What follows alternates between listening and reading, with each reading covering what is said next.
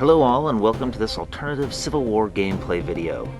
In this video, Juan Carlos and Cesar from Ghost Train Games will be showing us the basics of ACW with just a few models and a reduced tactical impulse pool, well under the normal count you'll be using in a proper game. We have one officer per side, Sherman on the north, blue bases, and Jackson on the south, gray bases.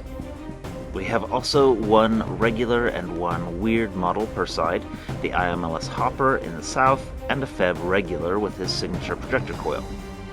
We have set up the game board, our custom battle mat in this case, with some random scenery elements including mandatory cover elements in both deploy zones, which allow the models to start the game in safety.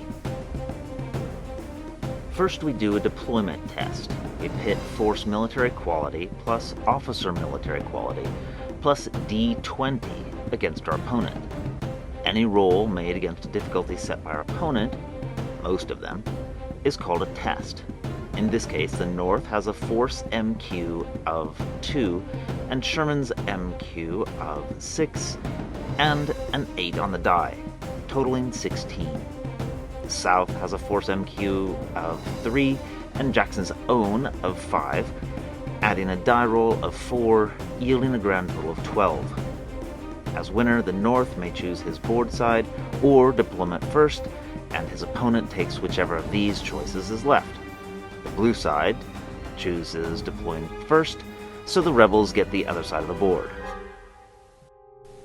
At this point, any scenery-altering special rules kick in, such as Bierce's known terrain, and then deployment-altering special rules, such as Sherman's quick decisions, who's granting the blue regular flanking. This regular will be able to deploy on the sides up to the middle of the board. Players alternate deployment of their models. North, going first, placed Sherman behind cover, and then Jackson in a similar manner to keep them quite safe. The Feb goes into cover 2, and the fast IMLS goes near the house, searching for a central position where he can cover the most ground. Now the blue regular is deployed flanking. This is on the north's half of the board, and within 6 inches of one of the sides, near the rock crop seeking any early cover. The last model placed is the south regular, who is placed behind the wall beside Jackson. Then we go for the initiative phase, where both players test Force MQ plus Officer MQ plus D20 to determine who activates first. Winner, North in this case, chooses the player activating first. Now, during the activation phase, players alternate use of their models in model turns, where they activate and take impulses. A model can forfeit spending some of their personal impulses to take reactions outside their turn, such as opportunity shots or countercharging. We will be tracking each model's personal impulse pool with ACW impulse tokens. This pool is consumed as you take actions, called impulses, typically 1 per impulse. Every model on the board has a personal impulse pool of 2, so we'll start by giving a couple to each model. The first model activated is the Northern Regular, who spends 1 impulse moving into cover and the other one aiming. The aim impulse will grant him a boost to hit and damage on his next attack, even if it's done at a later turn. He receives a red token, so we remember he's aiming. The South player activates his IMLS. This is an extremely fast model with a whopping movement 10 compared to the standard 5 inches of a regular infantryman, and once per game it can even make a move for free, further improving the speed. The South's player is doing so now, so the IMLS advances 10 inches while keeping its 2 personal impulses, and fires at the regular with the revolver. They're 14 inches away, so we check on the IMLS profile and see that's the extreme range for the weapon. We're making a ranged attack, thus we will test the attacking model's ranged combat against the attacked model's defense. In this case, the test comes as 16 on the die, plus 8 from the IMLS ranged combat, less 6 from his weapon extreme range step, bringing us to a final of 18. The North tests with 21 from Regular's defense plus 4 for its heavy cover, equaling 25. The attack comes lower than 25, so it misses, and the IMLS spends its last personal impulse, retreating back into cover. Now the Feb Regular makes a double move into the open, trusting the distance to keep him safe. The Dixie Regular is going for a shot at the Feb. Ranged weapons usually have 3 range steps: short, efficient, and extreme, with different statistics on each of them. The Regular's rifled muskets can shoot the full board length with their 72-inch extreme range, but carry a huge penalty doing so compared to their 16-inch efficient range. Firstly, he aims and checks the distance, 31 inches. He makes the attack test, rolling a 7 on the die, plus 8 from his RC, plus 2 from aiming, less 4 from the range step, equaling 13, which falls short under the Feb's defense of 21. Being a muzzle-loaded weapon, it receives an unloaded token to remind us it has to reload before shooting again. The only blue model remaining is Sherman, who closes distance with both impulses. Jackson feels well at home behind a stone wall and tries a pot shot at the opposing Regular. Extreme range again, but the die rolls a 20, a critical hit. Critical attacks automatically hit and cause at least 1 wound, even if the attack or damage tests miss. As a Regular only has 1 health, the damage test is unnecessary, but we're rolling it just to show you how it's done. A revolver's damage at extreme range is 8, added to a die roll as usual, a 7 in this case, for a total of 15, which is compared to the Regular's resilience of 17. Under normal circumstances, this would cause no wounds as the damage test has been lower than the target's resilience, but the critical hit makes him bite the dust, even behind the safety of his cover. War is hell. As every model has activated, the round ends and we start a new one. During the maintenance phase, we replenish everyone's personal impulse pool. No special rules are used, so we roll initiative again. We have an initiative phase every round, making a dynamic and exciting battle. North goes first once again and activates Sherman, moving him into cover and aiming for the next round. As many weapons need to be reloaded after shooting, you probably will find yourself using the aim impulse a lot to capitalize on them.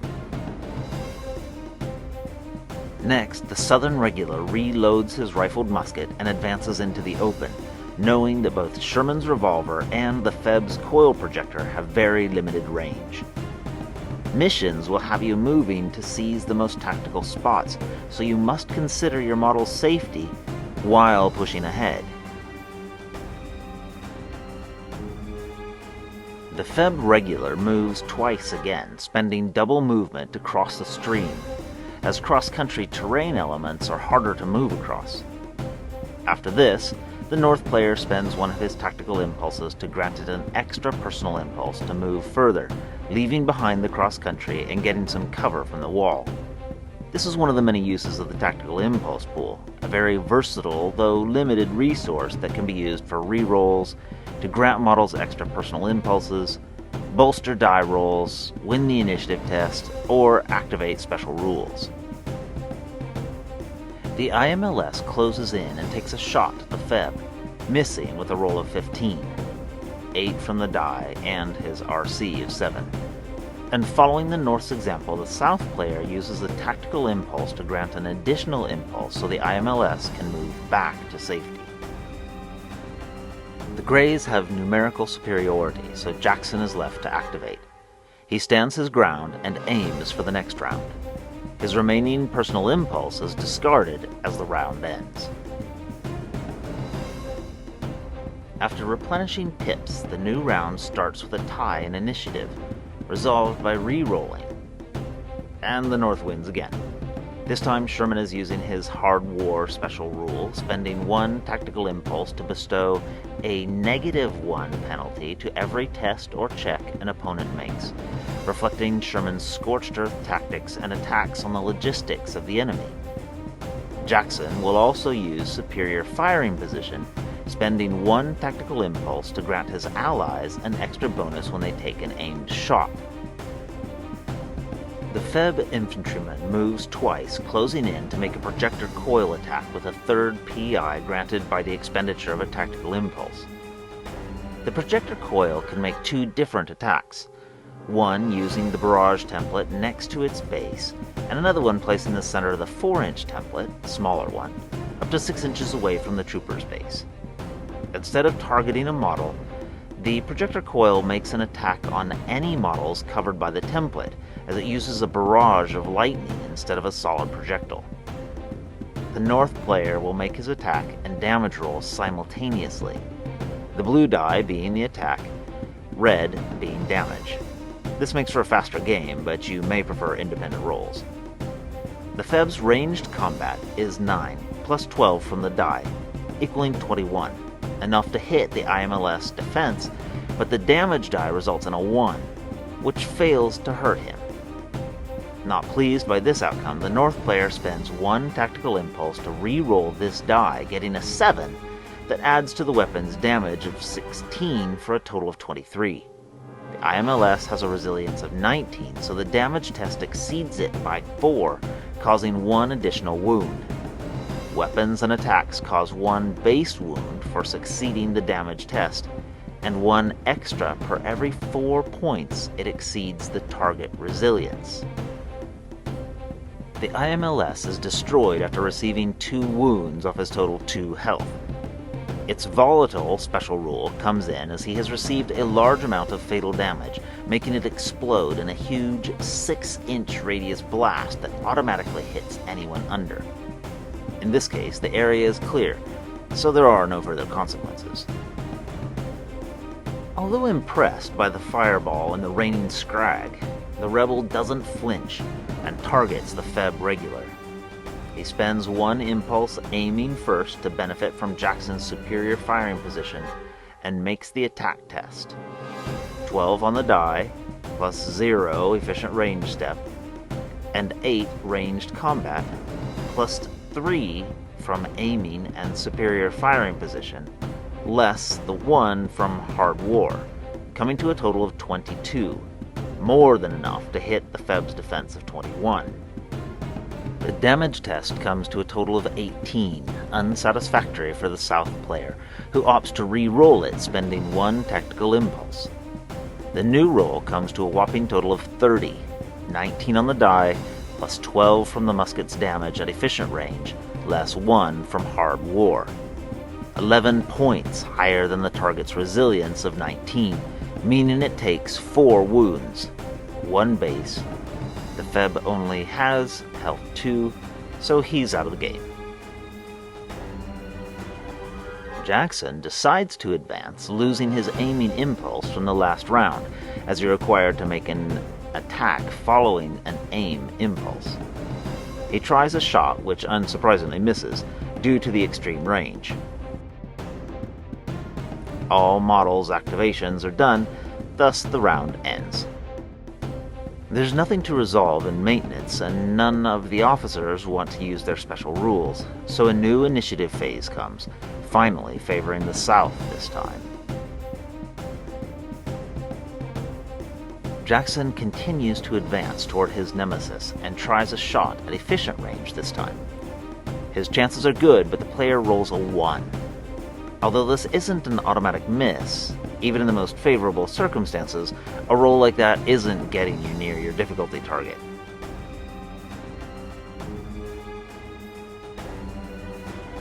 Sherman activates and moves out of the cross-country terrain, and seeing he's close to Jackson, the North player turns his last tactical impulse into a personal impulse in order to charge the Southerner. The charge impulse costs 2 personal impulses and allows a model to advance 1.5 its movement in a straight line and make an attack impulse after that.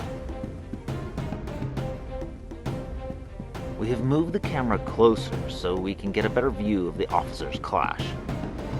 Close combat is a dangerous endeavor as both fighters roll in each attack. The attacker might become the attacked. Models specialized in close combat will be very powerful with their profile reflecting their superiority, but also susceptible to a lucky retaliation. These two officers are not good examples of melee specialists as they're more of all-rounders, so anything could come of this fight. In this case, Sherman has two close combat weapons, the revolver and his trusty officer sword, so he'll make two attacks. As Jackson also has two weapons, he can retaliate from both. If he'd only had one, Sherman would have been able to make one of his attacks free from retaliation.